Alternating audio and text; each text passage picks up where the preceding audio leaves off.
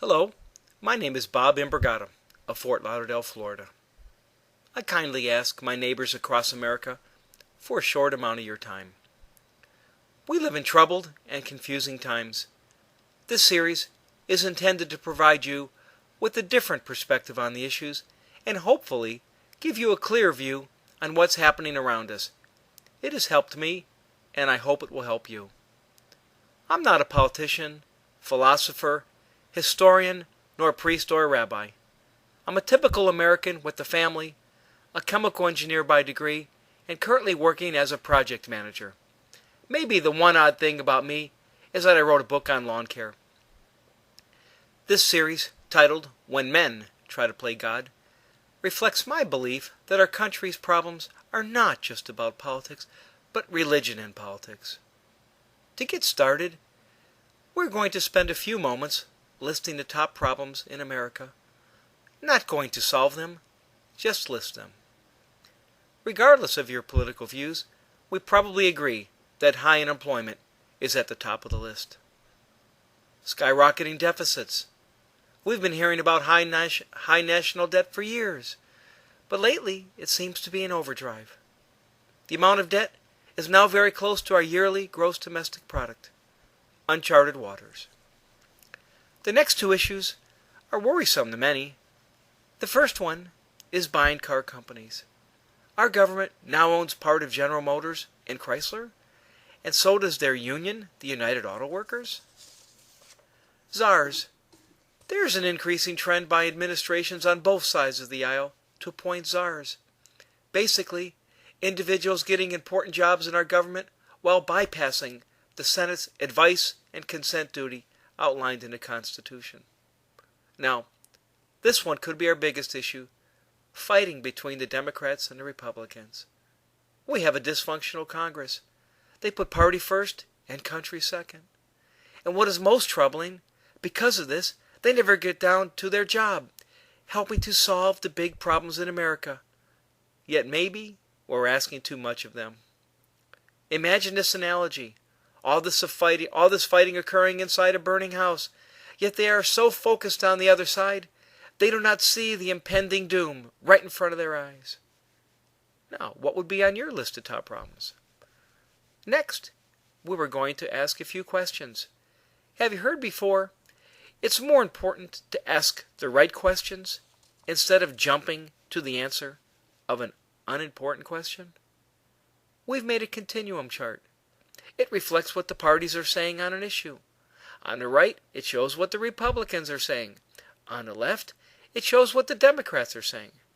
First question, what caused the economic meltdown?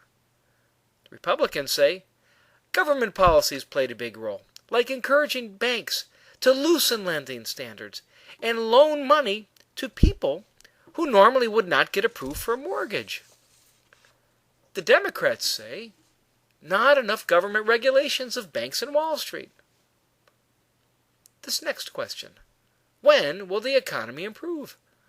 The Republicans say the $787 billion stimulus package was wasted on special interests.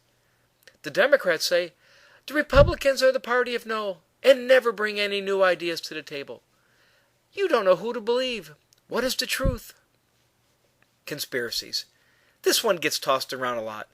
The Republicans say that we are headed for socialism in some sinister fashion. The Democrats have accused the Republicans of right-wing conspiracies, going all the way back to Clinton and the Monica Lewinsky affair. Now, as a project manager, try to get a team of 20 to 50 people on the same page, right out in the open. It takes hard work. Now, imagine getting thousands of people on the same page in some covert fashion. Are we a society in decay? Some on the right say this is the end of our society. We are rotting from the inside out, no different from the Roman Empire. Yet some say this recession has brought back old-time values. These tougher times have, in effect, thrown cold water on our faces and jolted us back into using better values. Wars. I am not sure where to place the views on this one, but I do know that people ask fair questions. Like, how do we pay for wars that we can't afford? Or, another conspiracy candidate, some say that wars are fought and even prolonged for the benefit of big business and elitists. What would be on your list of top questions? So, how do we get everybody on the same page? Regardless of your politics, I would hope that we all could agree that we need to find a way to find some common ground and allow the debate to get into a productive mode. Don't we deserve a Congress that solves problems? Let me give you an example about teams in project management circles. There is an illustration about the stages that teams go through. First, you form your team. We call that the forming stage. Then, once the team is created, there's a period of conflict and adjustment as people get used to each other. We call this the storming phase. Now, once things start to settle down, we call it the norming phase. Then, hopefully, as soon as possible, your team reaches the performing stage. This is when your team starts to produce great works, getting a lot of work done in short time. Unfortunately, you could say that we are stuck at the storming phase, the phase dominated by conflict and bitter disagreement. Have the parties drifted so far apart ideologically that they will never work well together? That was not the vision of the founders, nor the expectations of the American people.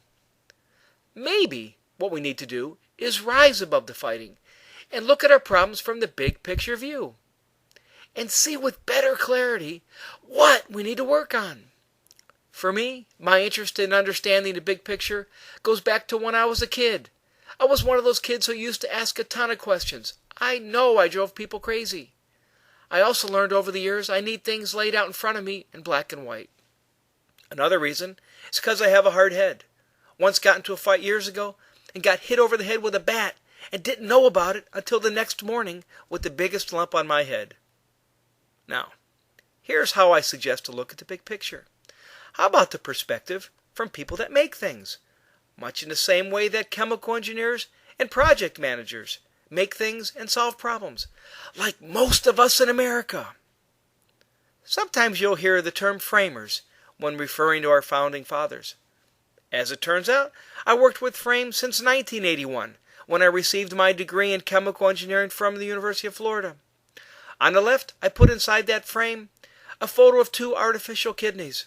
This is what we made at Cordesdale and Miami Lakes back in the early 80s.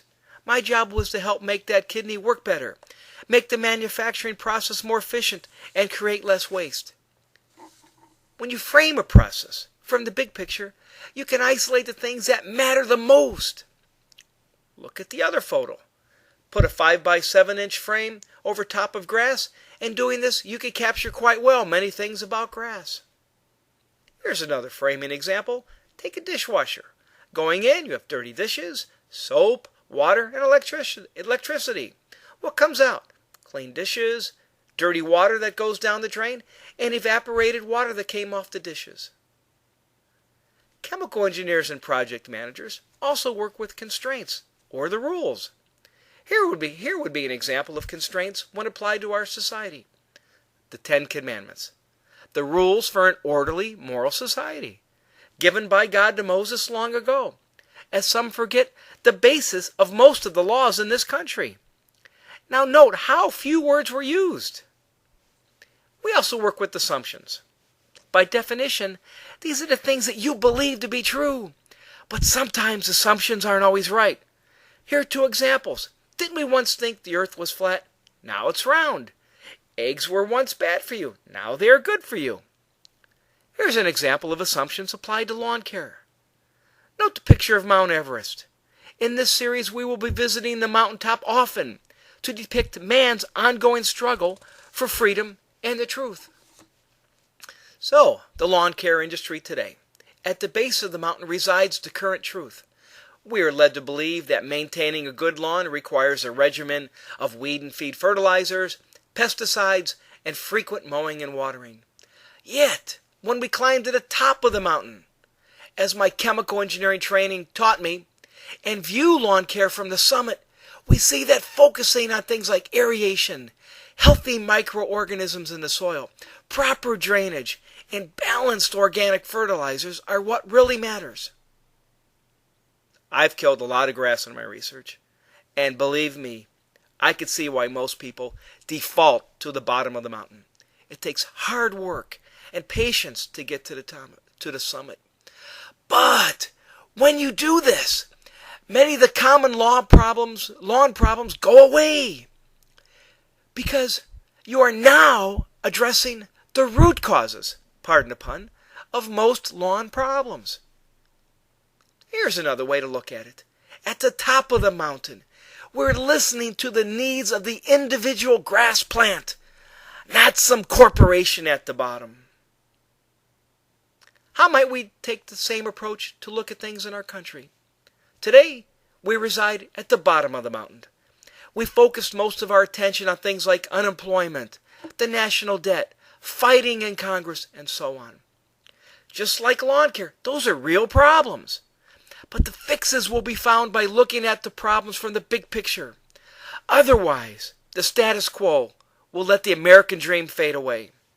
So, let's go to the top of the mountain and find real solutions to our problems and let life, liberty, and the pursuit of happiness dominate living in the United States of America. Now here's our roadmap to get America back to the summit. First, we're going to look back at the founding of our country and events leading up to it. Then, we're going to compare our original government, the 1787 version, to others. Next, we're going to look at key aspects of our country today and try to examine them from the top of the mountain. Then, I'm confident we will find a whole bunch of common ground and start seeing more unity on the business of making America even greater. This last slide describes the calling of this generation. Back in 1776, the founders declared our independence from a tyrannical regime of King George III and Parliament. We fought a revolutionary war, and doing so created the Constitution of the greatest form of government ever known to man. Today, our mission is quite simple. We cannot pass on to our kids and grandkids a lesser America. We must be accountable and accept what got us here and repair the United States of America. The founders laid it all on the line. We must do the same. It won't be easy, but the cause to preserve America will be our perpetual inspiration. So thanks for giving me your time today, and I hope you'll come back to see our next section very soon, or look at a sneak peek of coming topics. This is Bob Imbrigiotta saying goodbye for now, and God bless America.